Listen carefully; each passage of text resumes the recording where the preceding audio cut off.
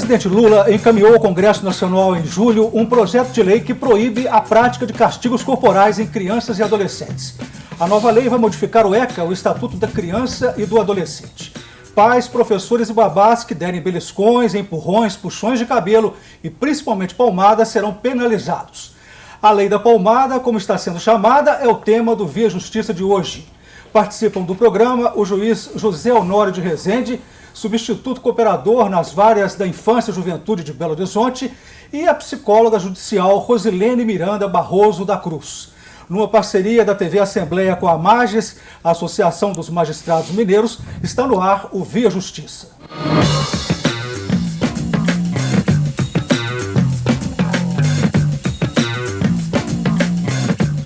A alteração do Estatuto da Criança e do Adolescente faz parte do novo Programa Nacional de Direitos Humanos. Ela é uma recomendação da Comissão Interamericana de Direitos Humanos, que pediu proibição explícita do castigo corporal contra crianças e adolescentes. O texto do projeto de lei foi redigido com base nas discussões da rede Não Bata, EDUC, e do Simpósio Nacional sobre Direitos Humanos de Crianças e Adolescentes, realizado no ano passado.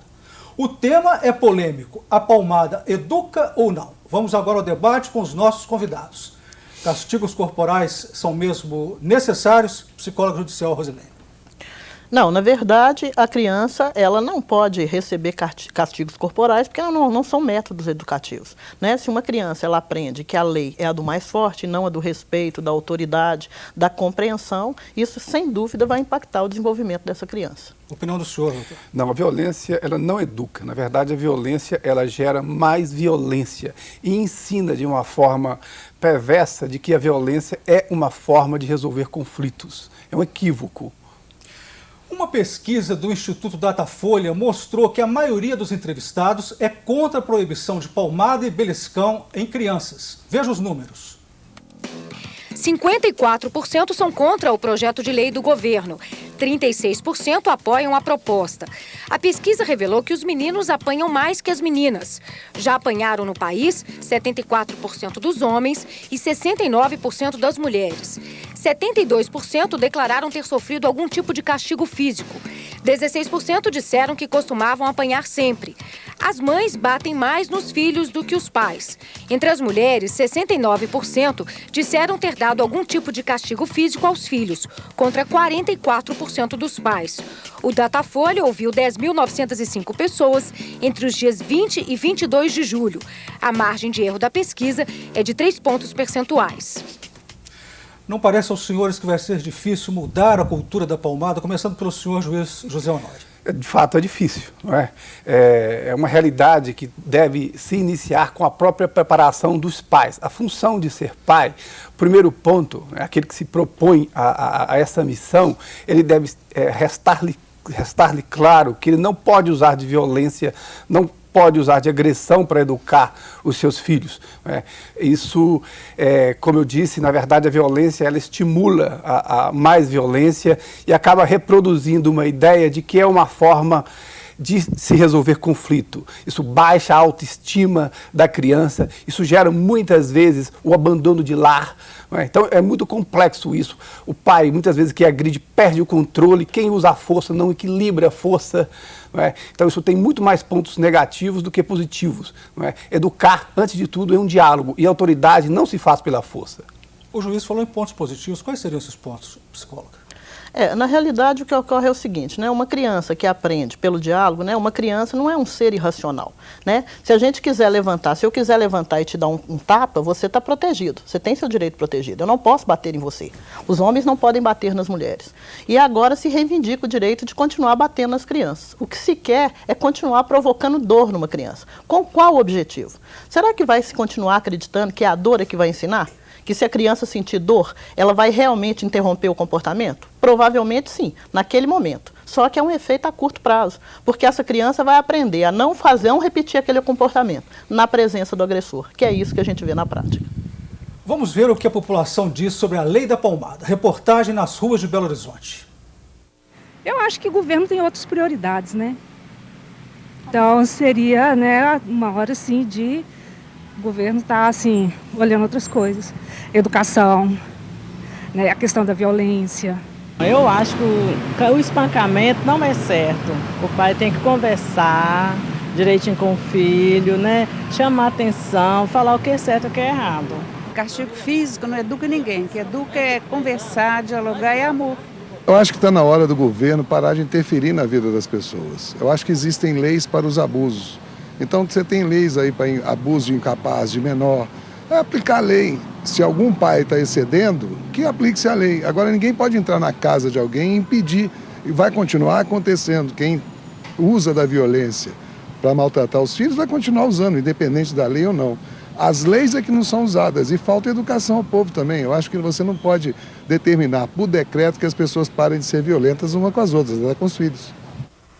Pelo que os senhores viram desse último entrevistado, essa lei vai pegar, ela será respeitada ou não, doutor José? Sim, quando se imagina uma lei, não é? Quando se pensa uma norma para determinar um comportamento na sociedade, o que vai acontecer foge do controle do legislador. Né? O real, aquilo que de fato vai ser implementado, como ela vai ser interpretada. Não é? Claro que há uma legislação atual, né, que disciplina toda forma de violência contra a criança, mas isso é um marco importante. E, pela própria Constituição, a sociedade, o governo, né, e a família, eles têm o dever de garantir a proteção da criança e do adolescente. Então, essa é uma norma, como marco institucional, de extremo simbolismo, se posso dizer dessa forma, não é? O que deixa, o governo define com clareza quais os limites, não é? Que a educação ela não pode ultrapassar tais limites, quer dizer, não pode chegar a esses pontos. Eu acredito que o debate na sociedade é muito importante, porque muitas das vezes o pai tem que conter o filho, mas sem usar da violência, da agressão. O filho, numa determinada situação, pode agredir um outro irmão, ele precisa ser contido. Quer dizer, há momentos que a força ela pode ser usada, isso tem que ser bem esclarecido, para que não gere também uma omissão por parte dos pais. Como educar, então, um filho, psicólogo, um filho assim, rebelde ao extremo, sem a palmada? Na realidade, o primeiro ponto para se educar uma criança, seja rebelde ou uma criança mais passiva, na verdade, é se informar mais. E a lei vem claramente dizendo a importância das campanhas educativas que vão seguir a lei. Na realidade, lei nenhuma tem força para mudar uma cultura. E a reação nós estamos vendo na sociedade. E uma reação extremamente positiva, porque agora se discute a educação das crianças. Né? Uma coisa que já passou da hora. Na realidade, o doutor Honório, ele trabalha com adolescentes autores de atos infracionais e com a pesquisa com esses adolescentes, o contato com esses adolescentes, percebe-se claramente a violência na família. Como esses adolescentes aprenderam a lidar com o conflito por meio da força e aprenderam que a lei do mais forte é que vale.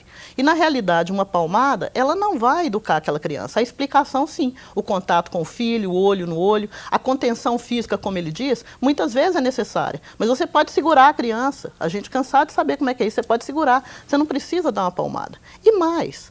A palmada, quando a gente dá uma palmada no filho, necessariamente não é para educar. A maior parte das pessoas, isso é resultado de pesquisa, elas dão as palmadas, elas agridem as crianças para um desabafo pessoal.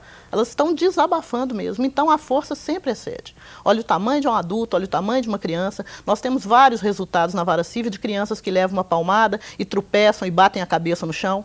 Né? Não se falou ainda das crianças que são sacudidas, dos bebês. Tem a síndrome do bebê sacudido, que causa danos cerebrais seríssimos às crianças. Então, assim, sacudir parece muito simples.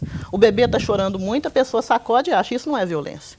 Então, na realidade, precisa de informação, contato, campanhas. O governo vai interferir, sim, oferecendo campanhas, oferecendo práticas educativas para os pais. É isso que vai mudando a cultura. E eu acredito que esse resultado dessa lei vai aparecer em 20 anos, 25 anos. E a opinião do senhor, doutor Rosão? Sim, são novas gerações, não tenha dúvida que isso irá refletir, não é? Trará o resultado dessa norma, dessa mudança, né, que esse marco apresenta. Não é? Acredito que vai fazer uma enorme diferença, né? Desde que venha, sim, com essas campanhas educativas, isso é ponto fundamental, não é? E que a lei também ela, seja aplicada dentro da sua extensão. porque ela prevê medidas de acompanhamento aos pais, acompanhamento psicológico quando for necessário. Quer dizer, o Estado também tem que se equipar, fazer bem a sua parte. Se ele exige um comportamento por parte da família, ele tem que ser o primeiro a dar o exemplo que ele também vai conseguir fazer aquilo que ele se propõe. Nós vamos agora para um rápido intervalo e voltamos em seguida.